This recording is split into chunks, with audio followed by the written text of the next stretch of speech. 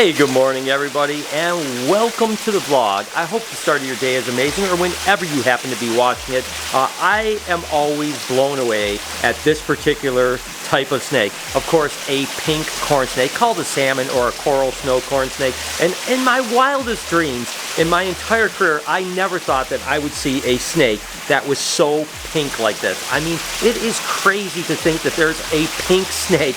I mean, how crazy is that? And you know, it's not that this snake was easy to come by. It took many generations to get these snakes this incredibly colored. And I want to kind of reverse engineer this animal and understand, how did we go about, not just us, but other people go about getting a snake that shouldn't be pink to turn into pink? And the only way to really truly understand how we do that is to understand how pigments work in snakes. So before we can understand how to make a pink snake, or in this case engineer a pink snake, we have to understand how the pigments work and how many pigments are in snakes. Now typically there's 3 pigments in snakes. The first one being melanin, which is black pigment, right? Like this Mexican black king snake. Now just because it's black doesn't mean that there aren't other pigments in here. It just means that the masking of pigments is the melanin or the black pigment. But each pigment is actually made up of different proteins, right? So there are actually different layers of proteins within every single pigment, including melanin, right? So not all melanin is jet black.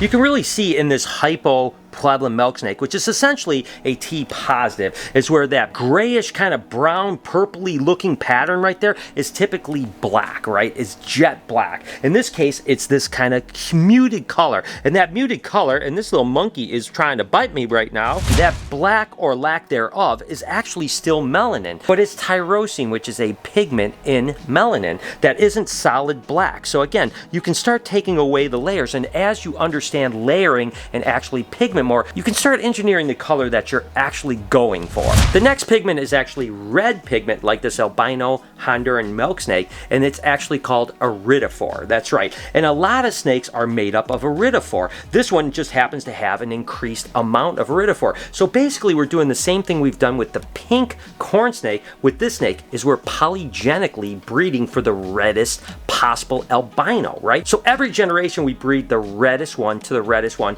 increasing that red throughout the generations and eventually getting a more red albino tangerine milk snake. Again, iridophore is a key role in a lot of pigment when it comes to snakes. And again, the red pigment can be in a lot of different flavors or colors or kind of hues, right? This is what they would call a tangerine theri. So it's got the red pigment, it's got some orange pigments, and again, it's layering of those pigments, right? You know, orange, of course, is yellow and red mixed together. And we'll talk about that last pigment here in a second. But so red can actually be bright red, it can be dull red, it can be orange, it can be all kinds of different colors, but in the end it's about layering of pigments, in this case the layering of iridophore. This albino ball python is a great example of the last pigment that most snakes share, which is xanthophore, which is the yellow pigment. And it's kind of good because this one actually expresses 2 different ways where you can start to understand layering, because it's got the yellow, which is xanthophore, but it's also amelanistic or albino, meaning that it's lacking the iridophore, which of course is the red pigment. So you start to understand how you can layer things. You take away the red, there's a yellow pigment underneath. Now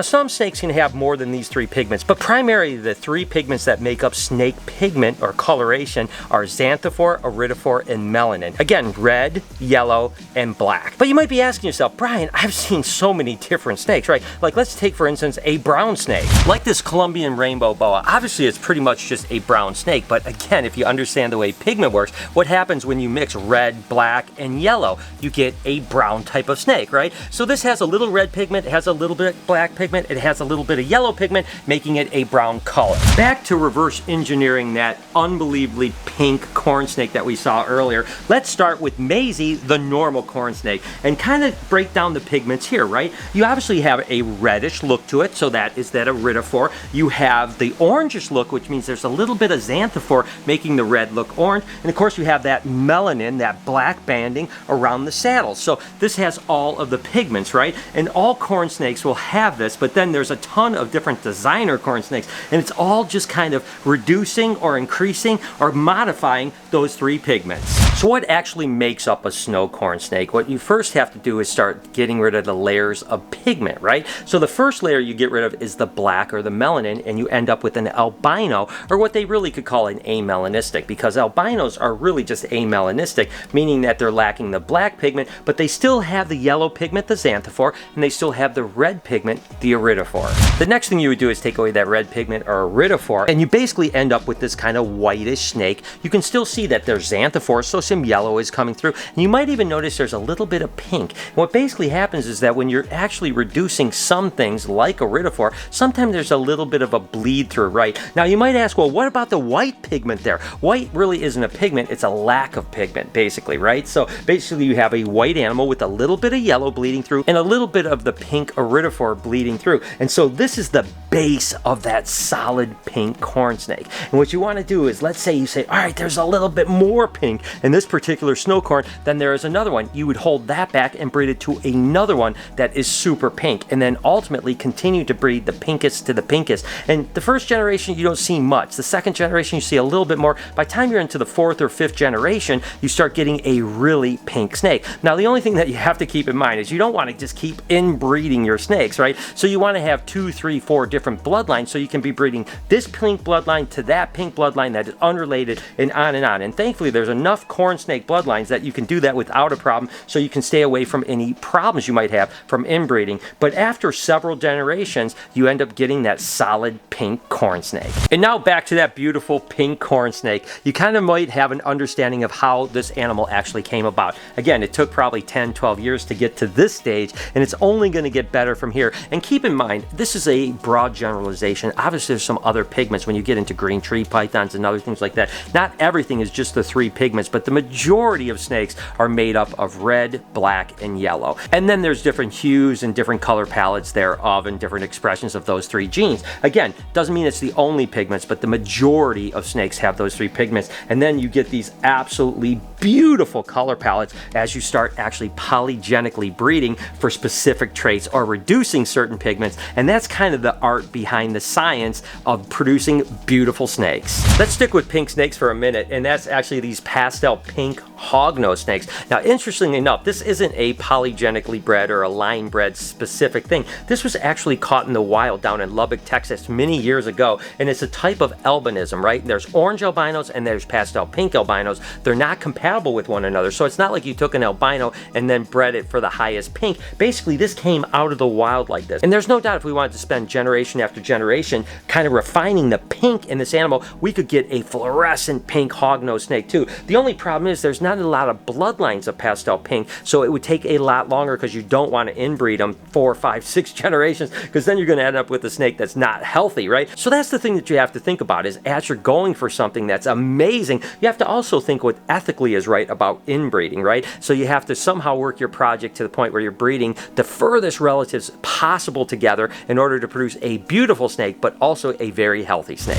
If you think a pink snake is impressive, how about a purple snake? That's right, we have the lavender snow cow kings, which are essentially purple snakes. Now you might say, okay, so now they have purple pigment too. Remember I talked about the fact that melanin has tyrosine, which is kind of that purplish hue. This is actually starting from a lavender cow king, which is essentially a T positive albino cow king. Then we mix it with a melanistic, which is essentially just like the Mexican black kings, but instead of being black, they're brown. And then we ultimately produce double heads, breed them back together in a 9-6-6-1 or 1 in 16 Mendelian odds. We get a purple snow, which is the mixture of the T positive albino and the melanistic cow king. So again, if you understand your color palettes, you can really make some pretty amazing animals. So when it comes to breeding snakes and trying to produce these amazing pieces of living art, you have to understand not only how the pigments work and how they interact with one another, but you have to know the genetics behind it, right? You know, in ball pythons, you're looking at incomplete dominant, you're looking at recessive, you're looking at allelic, sometimes you're looking at polymorphism.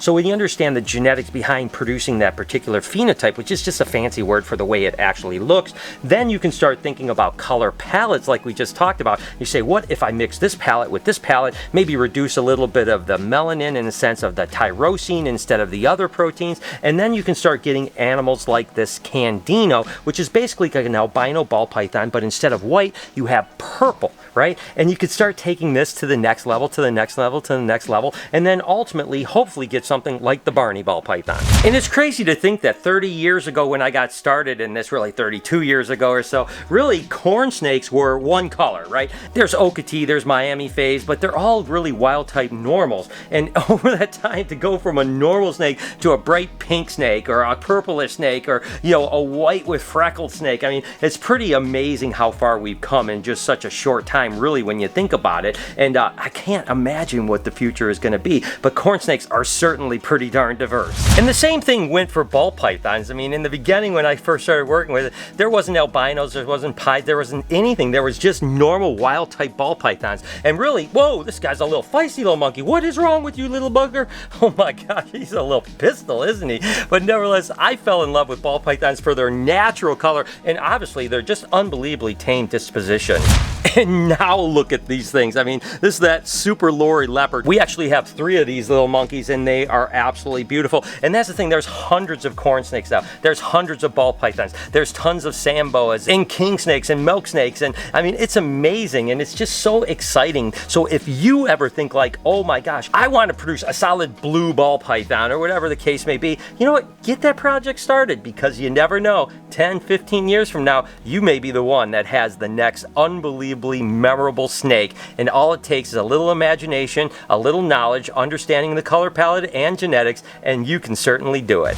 Just a really cool ball python I wanted to show you guys. This is actually a pastel, a fire, an enchi, and then it's paradox with banana in it. You can see the banana kind of bleeding through right there. So again, the firefly enchi makes it really beautiful and colorful, but then all along it you can see little bleed throughs of actually the paradoxing of banana, because the actual father was a fire banana. And of course, when you get a paradoxing like this, this is just a one-off freak of nature, right? So that this animal will not reproduce. It will not ever produce paradoxing or anything like that. It's just a one-off, but it looks super cool. And it's just an interesting animal to have. Might be something I want to raise up and put on the reptarium, just so that we can explain a little bit about genetics, right? Because we can talk about the fact that, oh, look at, there's a pastel gene, there's an enchi gene, there's a fire gene, which are all incomplete dominant, but then the banana gene that's incomplete dominant only expresses itself through a paradoxing, which is this bleed through, which I find absolutely fascinating.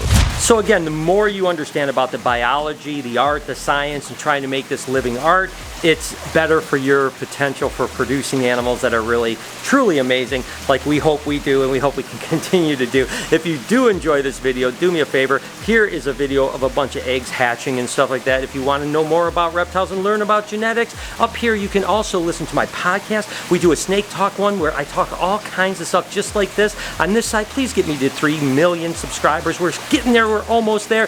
Please turn your post notifications on, everything. I appreciate you guys. Have an absolutely wonderful day. Remember, be kind to someone, and I promise I'll see you tomorrow.